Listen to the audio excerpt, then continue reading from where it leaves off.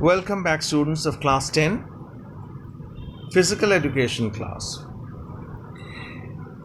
Before I start your physical education, you should know that your paper is divided into two parts. First part contains 50 marks. Second part also contains 50 marks. In the first part, you will have 5 questions, 5 broad questions,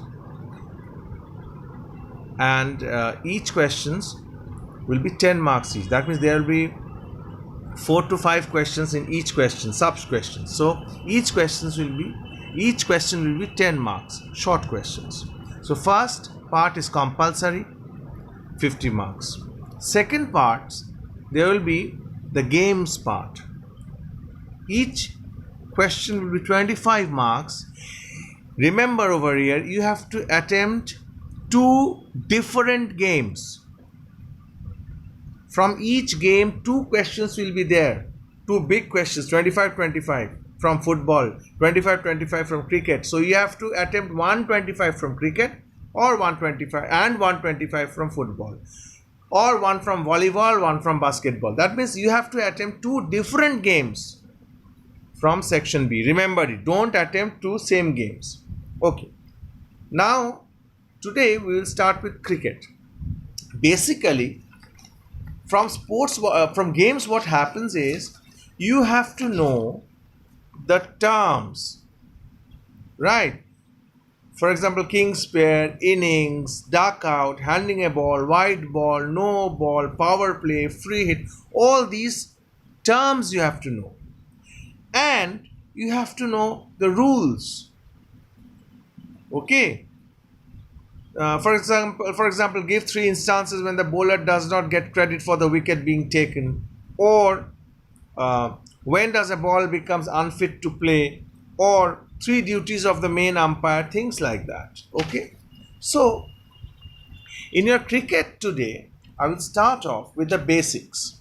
Number 1, cricket is a team sport of 2 teams of 11 players each. A formal game of cricket can last any time from an afternoon to several days. Although the game, play and rules are very different, but the basic concept of the cricket is similar to the baseball. What is the concept? Teams bat in successful innings and attempt to score runs, while the opposing teams find and attempts to bring an end to the batsman team's innings. Each team has battled an equal number of innings, either 1 or 2, depending on the condition chosen before the game. The team with the most run wins. First, now after that, let us know about the equipment. See, question comes, describe a cricket ball. Then what is the height and length of the cricket bat? Then what is the height and the diameter of the stumps? What do you mean by bails? Mention 2 protective gears. What will be the clothing? Things like that. It comes 2 marks, 3 marks, 4 marks, like that. Anyway, cricket ball, hard cork and string ball covered with leather, a bit like a baseball but in smaller size and hardness. The leather covering is thicker and joined by 2 hemispheres. Now the seam is like an equator and the stitching is raised slightly. This is a description. Description generally does not come. Now the circumference, the weight, these things question comes. Now the circumference is between 224 and 229 millimeters. That means 8.81 to 9 inches. Weight of the ball is 156 to 163 grams, that is 5.5 to 5.75 ounces. Traditionally, the ball is dyed red and the stitching is with the stitching left white. Nowadays, white balls are also used for the visibility under artificial lighting. That is all about cricket ball. Cricket bat. It's a willow, flat, slightly humped on the other side for the strength, with a sturdy handle. Generally, yes. One question comes, what is the material with which the cricket bat is made? willow. It sometimes comes. Anyway, the blade's maximum width is 108 millimeters, that is 4.25 inches, and the whole bat has a maximum length of 965 millimeters, which is 38 inches. You have to remember all these things. Wickets. There are 2 wickets, wooden structure made out of 3 stumps, topped with a pair of bails. Stumps. Stumps are 3 wooden posts, 25 millimeters, that is 1 inch in diameter, and 813 millimeters, 32 inches in height. They have spikes extending from the bottom end and are hammered to the ground in the evenly spaced row, with the outside edges of the outmost stumps is 9 inches apart. 9 inches apart will be there. This means they are just close enough together that a ball cannot pass through. Okay. Now, bails. 2 successive cross pieces which sit on the grooves adjacently are stumps. Now, they are bails rather. Okay, that means 2 wooden cross pieces which sit in the grooves atop the adjacent pairs of stumps are bails. Okay. Now, protective gear. Protective gears, you have to know the names like pads, gloves, helmet, etc. Shoes are spiked. Clothing's long pants and shirt depending on the weather. If the weather is cold, you can wear a woolen pullovers. Now, for games played with a red ball, the clothing must be white or cream. With white ball, the players usually wear uniforms of their specific country or team, and the uniform is basically in solid color. That is it. Now, previously, the drawing of the field used to come. So you can, if you want to know you can know the drawing also. It's better to know the drawing. The field is roughly elliptical of flat grass ranging in the size about 90 to 150 meters, that is 100 to 160 yards across, bounded by obvious fence or other markers. There is no fixed size or shape for the field, although large deviation from low eccentricity ellipse are discouraged. In the center of the field, usually there is a pitch, carefully prepared rectangular, and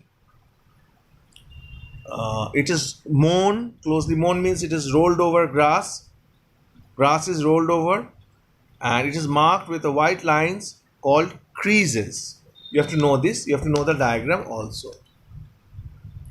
So these basically is equipment and the field. Now,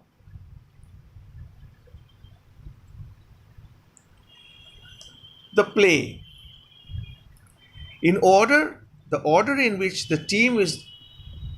which team will bat is determined by a toss. The captain of the toss winning side decides to bat or field first. 11 players are there. The game progresses by bowling of balls.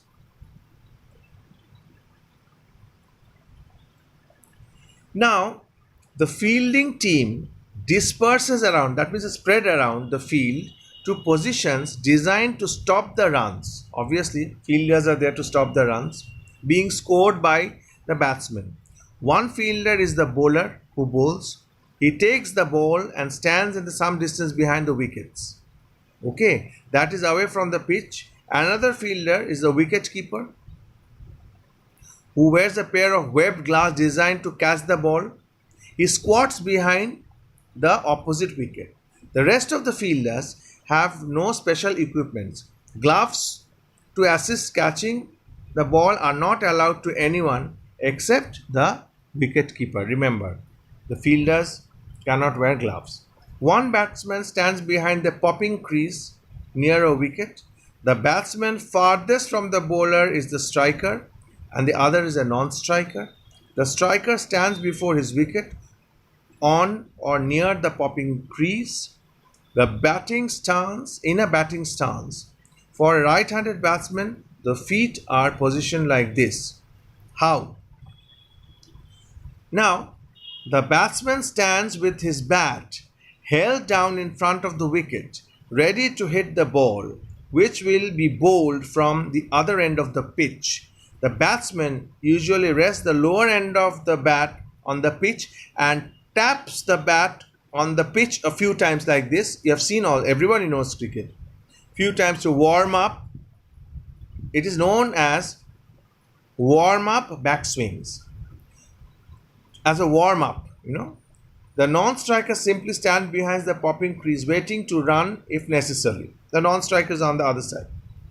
The bowler takes a run up from behind to the non-striker's wicket. He passes to one side of the wicket, and when he reaches the non-striker's popping crease, the ball towards the striker, usually bouncing the ball once on the pitch before it reaches the striker. The bowling action is described in detail later. So you have understood the whole thing, right? Now, there are certain terms which you have to remember. The striker may attempt to hit the ball with his bat. If he misses it, the wicketkeeper will catch it and the ball is completed. If he hits it, the two batsmen may score runs. When a run is completed and the ball is also considered completed. When the runs are completed, the ball is also considered completed. Understand it. The ball is considered to be in play from the moment the bowler begins to run up. It remains in play until any of the several conditions occurs, after which it is dead. What is a dead ball? Question comes. The ball is also dead if it lodges to the striker's clothing or equipment, if it gets stuck. Once the ball is dead, it is returned to the bowler for the next delivery. Another name for the bowling of a ball, delivering the ball. Between deliveries, the batsmen may leave their crease and confer with each other, talk to each other. When one bowler has completed 6 balls, it constitutes an over. Over constitutes a 6 ball. A different member of the fielding team is given the ball to bowl for the next over from the opposite side of the pitch. Now this is basically how can a batsman gets out. There are 10 different methods of getting out. If a batsman gets out, the ball is dead immediately. So it is not possible to get the other batsman out during the same ball. The out batsman leaves the field and the next batsman in the team comes to bat. And the not out batsman remains in the field. So why I read it out? Because this is basically how the game is played. Now as we proceed, I have just read out. But as we proceed, we'll go into the details of scoring runs, ways of getting out, various ways, caught, bowled, LBW, stumped, run out, hit wicket, handling the ball, obstructing the field, hit the ball twice, timed out. All these things you have to know. Officials you have to know, extras you have to know, bowling actions, umpiring signal you have to know, bowling styles you have to know. Then you have to know what is block, what is drive, what is cut, what is edge or glance, leg glance, pull, sweep, hook, French cut, reverse sweep, agricultural shot, these things. What is a night watchman? What is a sight screen? What is a rabbit? These things you have to know. So it will take a couple of classes to finish it, but today we have just started with cricket and we will continue. So thank you for today.